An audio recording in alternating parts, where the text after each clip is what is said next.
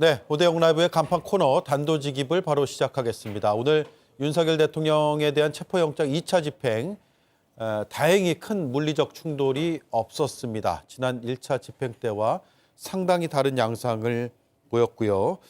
지난번 집행 때는 경호처 직원 26명에 대한 공무집행 방해 혐의로 경찰에 신원 확인 요청이 있었습니다. 그리고 부당한 지시를 거부했다는 이유로 또 경호처의 간부가 직위 해제되는 일도 벌어지기도 했죠.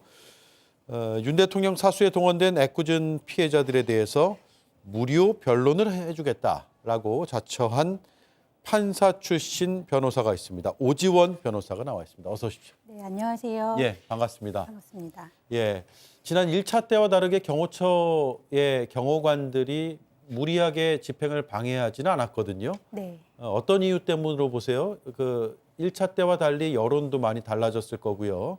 또 법률적인 쟁점에 대해서 굉장히 부담감을 느끼지 않았을까 싶은데요. 네네.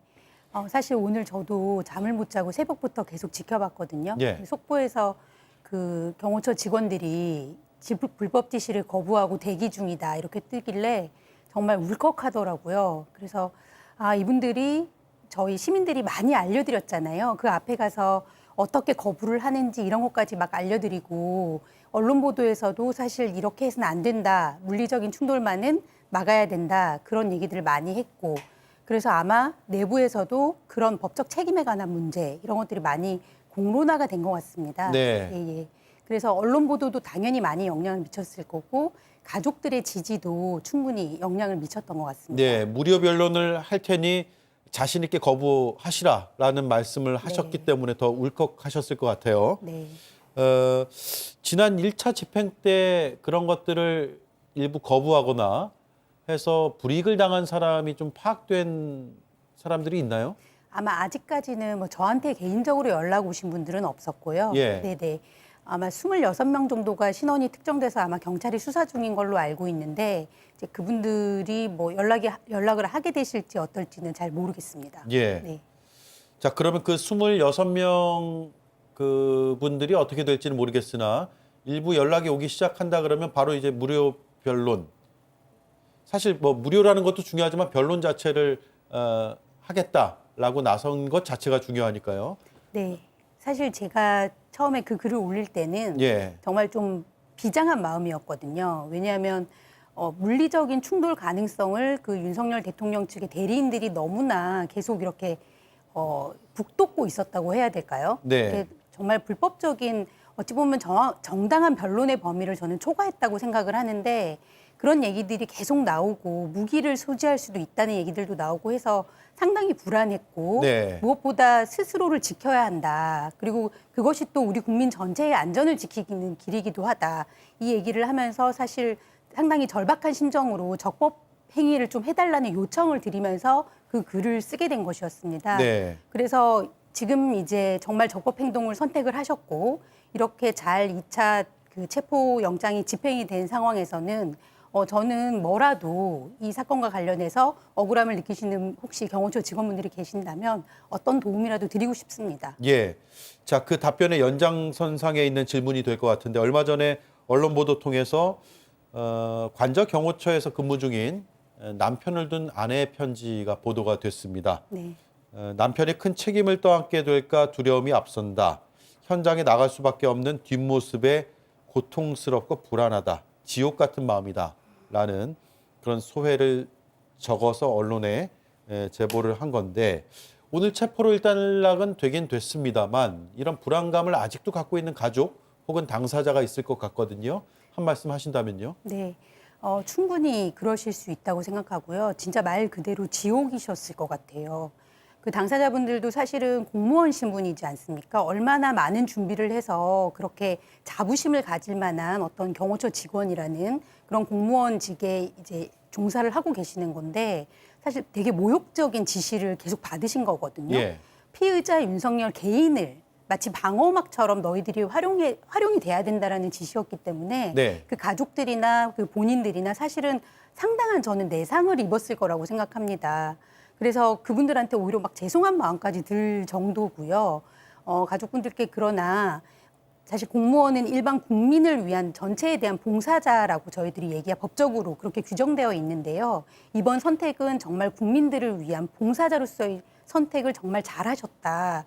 좀 당분간은 그 내상을 잘 치유하셨으면 좋겠다. 그 말씀 드리고 싶습니다. 예, 법률 상담도 중요할 것 같고 심리 상담도 좀 필요해 보이는 부분이 있네요. 네. 그러면 이렇게 정리하면 될까요? 얼마 전에 박정훈 대령 사건의 1심 재판에서도 무죄가 나왔잖아요. 네. 잘못되고 그릇된 지시는 따르지 않아도 된다. 그건 항명이 아니다.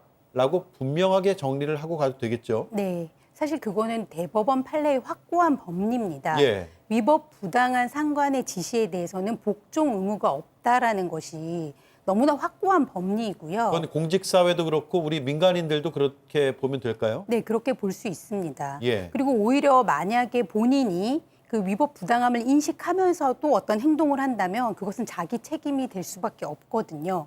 다만 우리 사회가 너무나 권위주의적인 방식으로 작동되던 시기들이 있었기 때문에 저희가 거기에서 스스로를 지키는 방식에 대해서 매우 낯설게 생각하고 무조건 상관의 지시를 따라야 한다라는 분위기가 어느 정도 있는 것도 사실입니다만 이번 일 그리고 저번에 계엄령 해제될 당시에 군인들이 보여줬던 그런 소극적인 저항, 예. 네 그런 걸 통해서 저희가 스스로를 지켜나가는 방법들을 계속 사회적으로 학습해 나가고 있다는 생각이 듭니다. 네.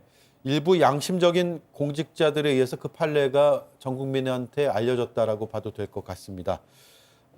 공수처 수사와 관련해서 질문을 드려보려고 하는데 지금 48시간 동안 체포 상태이고 그 사이에 구속영장을 청구하면 법원이 발부하게 돼 있죠. 발부 여부를 판단하게 돼 있죠. 네.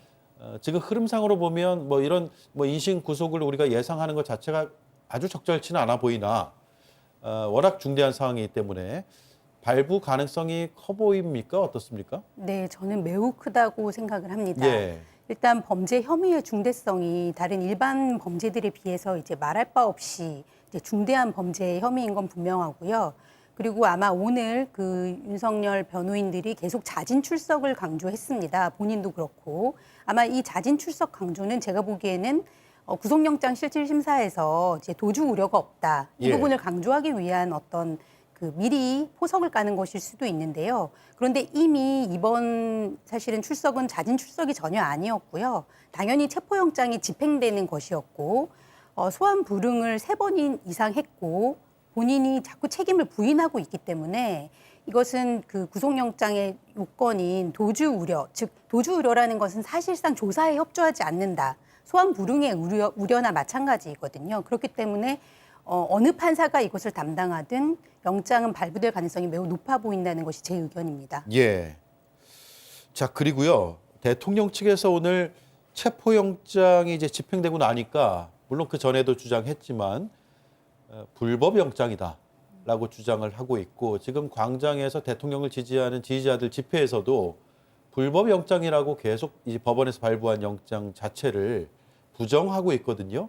아마 이게 서울중앙지법이 관할인데 서부지법에서 발부받았기 때문이다라는 주장인 것 같아요. 그 주장이 타당합니까? 네, 사실은 법적으로는 너무 조금 전혀 근거가 없는 주장인데요. 예. 사실은 지지자용으로 지나치게 너무 법을 왜곡하고 있습니다. 공수처법 31조에는 아예 명시가 돼 있거든요. 그러니까 공소 제기하는 법원을 서울중앙지방법원으로 하지만 형사소송법상의 규정에 의할 수도 있다라고 명백하게 규정이 돼 있고 예. 형사소송법상의 관할은 피의자의 주거지가 원칙입니다. 그렇기 때문에 당연히 서부지방법원이 관할이 될 수 있는 것이고 그래서 뭐 그 불법과 관련해서는 이미 법원에서 심사를 해서 이의 신청도 기각이 됐기 때문에 예. 이미 끝난 어떤 논의라고도 볼 수 있는데 사실은 계속 어떤 같은 주장만 반복하고 있는 상태라고 볼 수 있죠. 예. 이미 종결된 쟁점인데 그걸 왜 자꾸 반복을 할까요? 법률가들은 딱 보면 알 것이고 특히 대통령이나 대통령의 지금 변호인 혹은 대통령의 변호사를 자처하는 인사들이 다 검사로 법률을 집행했던 사람들이잖아요. 네. 사실은 제가 보기에는 제가 추측하기로는 이런 어떤 그 문제 아닌 문제들을 계속 쌓아나감으로써 지지자들에게 내가 나중에 처벌을 받는 어떤 형이 선고되더라도 예. 이건 부당한 거야. 이건 잘못된 거야. 라는 어떤 논거들을 나가기 위한 어떤 준비 작업이다. 저는 그렇게 보고 있습니다. 사실은 법을 잘 모르는 지지자들을 향해서 본인의 입장을 사실은 계속 얘기를 하는 건데 매우 부적절하고 법정에서 말씀하셔야죠. 예. 네. 그러면 법률적인 주장이 아니라 정치적 주장이다 이렇게 네, 판단하면 맞습니다. 되겠네요. 네. 자, 그리고 지금 진술 거부하고 있다고 전해지고 있습니다. 공수처에서 그렇게 밝혔는데 수사 단계에서 진술 거부할 수 있죠. 그건 방어권이니까요. 네, 네. 그런데 그렇다고 해서 기소를 못하는 건 아니니까 향후에 기소가 돼서도 진술을 거부할 수도 있잖아요. 네. 재판정에서요. 네, 네. 그랬을 때 재판이 좀 지연되거나 할 우려는 없습니까? 어떻습니까? 저는 개인적으로 봤을 때 진술 거부를 하지 않을 거라고 생각을 합니다. 법정에서는요. 예. 예, 왜냐하면 이제 본인이 검사였기 때문에 검사 앞에서 진술하면 어떻게 된다는지 잘 알고 있거든요. 왜냐하면 조서를 작성하는 거기 때문에 검사가 작성한 조서는 사실 검사가 어느 정도는 내용을 뭐 조작을 한다는 뜻이 아니고 약간 어떤 의도나 이런 것들을 조금 불리하게 바꿀 수가 있습니다. 피해자 입장에서. 뉘앙스라도 바꿀 수 네, 있죠. 맞습니다. 네. 그런데 법정에서는 그게 아닙니다. 완전히 그냥 공개된 법정에서 피고인의 방어권을 충실하게 보장해 주기 때문에 그 기회에 자기가 하고 싶은 말을 계속 해야 되는 거거든요. 예. 예를 들어 양승태 대법원장님 같은 경우도 얼마나 법에 통달하신 분이겠습니까? 그분이 법정에서 진술 거부하지 않으셨거든요. 오히려 재판을 엄청 계속 진행을 하시면서 본인 하고 싶은 말씀을 충분히 하셨는데 그런 사례들처럼 사실은 오히려 법정에서는 진술을 적극적으로 하실 것이다. 저는 그렇게 보고 있습니다. 예. 법정에서의 진술은 진실에 가깝다고 판단이 되잖아요.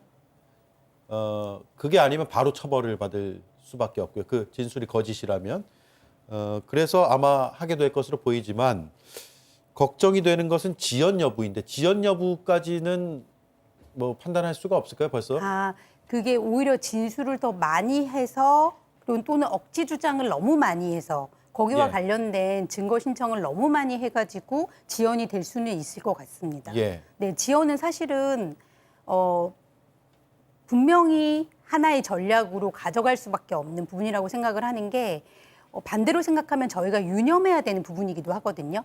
그거는 국민들이 분명히 빨리 잊을 것이다. 얼마 전에 그 윤상현 그 원내대표신가요? 그분도 그렇게 말씀을 하셨었는데 네. 우리 국민들은 금방 잊는다라고 얘기하셨잖아요. 예. 그러면 이 판결이 확정될 때까지 시간이 꽤 걸릴 텐데 최대한 지연을 시켜서 국민들이 잊어버린 상태에서 좀 우호적인 대법관한테 또는 판결을 받는다든지 이런 식으로 해서 최대한 형벌을 낮추려는 전략은 반드시 가져갈 것 같습니다. 예. 그렇다면 우리는 반드시 기억해야 되겠죠. 네. 자, 서울중앙지법에 구속영장을 청구하라 이런 주장도 앞서 이제 서부지법에서 발부받은 영장은 불법 영장이다라는 주장과 궤를 같이 하는 것 같아요. 구속영장을 청구할 때는 서울중앙지법에 하라. 이것도 마찬가지로 정치적 주장으로 보면 될까요? 네. 그리고 무엇보다 저는 이 사안에서 다른 피의자들이 이런 주장을 하는지 한번 보셨으면 좋겠어요. 저희가 평범한 피의자분들 많잖아요. 네. 사실 고소만 당해도 피의자가 될 수 있는 거고 억울한 피의자도 있을 수 있는 것인데 피의자 지위에서 청구를 여기다 해라 저기다 해라. 과연 그렇게 할 수 있는 것일까요? 이거는 매우 이례적인 일뿐만 아니라 사실은 좀 뻔뻔해 보인다고 해야 될까요? 제가 보기에는 변호인들이 어떤 재판 전략으로 봤을 때도 판사들이 저 사람은 정말 반성하고 있지 않구나. 예. 저는 매우 불리한 전략일 수 있는데 너무나 정치적인 입장을 너무 강조하시다 보니까 그런 방향으로 나가고 계신 것 같습니다. 예. 그리고 판사의 성향도 서슴없이 얘기하는 것 같아요. 재판부가 성향으로 판결하는 건 아니잖아요. 당연히 너무 아니고요. 예. 절대 그럴 리가 없고 근데 아무리 법관 출신으로 보시기에 피의자 쪽에서 저 판사는 영장 발부한 판사는 어떤 연구의 소속이다, 어떤 성향이다라고 주장하는 것을 들으시면 그러면 이게 본인들한테 도움이 될까라는 생각이 안 들까요? 그러니까 재판으로 가면 굉장히 불리한 발언이 되지 않을까라는 생각도 저는 드는데 비법조인으로서도요. 네, 근데 약간 특이한 부분은 이제 윤석열 그 그분은 이제 판사조차도 제압할 수 있다고 믿으시는 것 같아요. 예. 그래서 오히려 약점을 캐서 사실 약점이라고 그 판사님은 전혀 인식도 안 하실 것 같은데 왜냐하면 어떠한 성향은 누구에게나 다 있는 거 아닙니까? 예. 하지만 어떤 성향이 있다고 해서 사실 그분이 모 연구의 소속이라는 것도 제가 보기엔 정확한 정보인지도 사실 알 수가 없습니다. 떠돌아다니는 그 인터넷 정보가 정확하지 않은 걸로 저는 알고 있는데 뭐 그걸 근거로 그분의 성향을 추측하는 것도 매우 예단입니다만 설사 그렇다 하더라도 그 성향으로 어떤 결정을 내릴 것이다라고 추측을 하고 그걸 공표하고 하는 부분들은 당연히 판사가 판단을 할 때는 이 피고인은 정말로 자기 범행을 반성할 줄은 모르는구나라고 예. 판단하게 되겠죠. 알겠습니다. 오늘 인터뷰 시간이 다 돼서 여기까지 하겠습니다. 2차 집행 이전에 윤 대통령을 무작정 사수하면 법률적 피해를 보는 사람이 있을 수 있기 때문에 무려 변론을 해주겠다라고 공개적으로 밝혀서 아마도 일부 경호관들은 그 내용을 듣고 마음을 바꿔먹었을 수도 있을 것 같습니다. 오지원 변호사였고요.